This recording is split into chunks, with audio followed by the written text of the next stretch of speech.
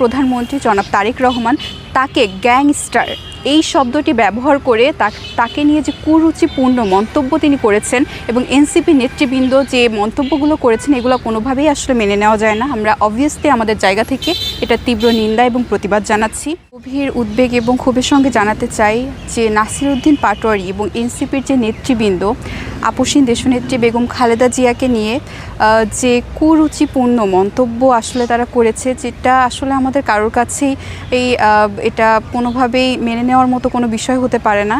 কারণ আমরা সকলে জানি দেশনেত্রী বেগম খালেদা জিয়া তিনি গণতন্ত্রের মাতা, তিনি গণতন্ত্রের জন্য মানুষের ভোটাধিকার রক্ষার্থে এবং দেশের কল্যাণে কতটা ত্যাগ স্বীকার করেছেন, তার এই আপসীনতার জন্য কিন্তু আমরা সকলে দলমত নির্বিশেষে আমরা তাকে শ্রদ্ধা করি। এবং তাকে নিয়ে যখন নাসির উদ্দিন পাটোয়ারি যে ধরনের কুরুচিপূর্ণ মন্তব্য করে, এটা কোনো একজন নারী হিসেবে, একজন দেশের নাগরিক হিসেবে এবং অবভিয়াসলি ছাত্রদলের একজন হিসেবে, জাতীয়তাবাদের আদর্শের একজন হিসেবে এটা কখনোই মেনে নেওয়া সম্ভব না।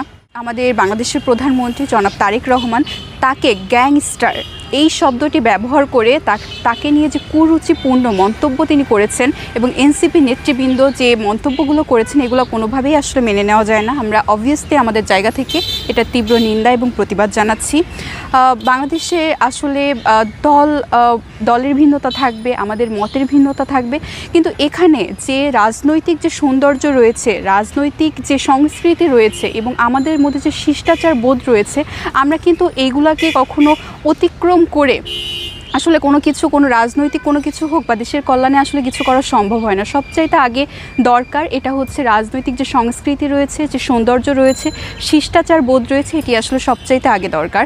সো আমার জায়গা থেকে আমার আহ্বান থাকবে যে তারা আসলে রাজনীতিটা এভাবে করতেছে যে কোনো একটা কুরুচিপূর্ণ কোনো কিছু বলল বা ফ্রন্ট লাইনে আসার আসলে তারা চেষ্টা করতেছে এবং দেখতেছেন যে তারা আসলে ইচ্ছাকৃতভাবে আমাদের মনে হচ্ছে তারা এই শব্দগুলো ইউজ করতেছে যেগুলোতে তারা ফ্রন্ট লাইনে থাকতে পারবে এবং অপর যে পক্ষ আছে এটাতে খুব স্বাভাবিকভাবে অন্যরা হাইপার হবে, তাদেরকে নিন্দা জানাবে এবং তারা আক্রমণাত্মক হবে, তারা যে ওয়ার্ডগুলো ইউজ করতেছে।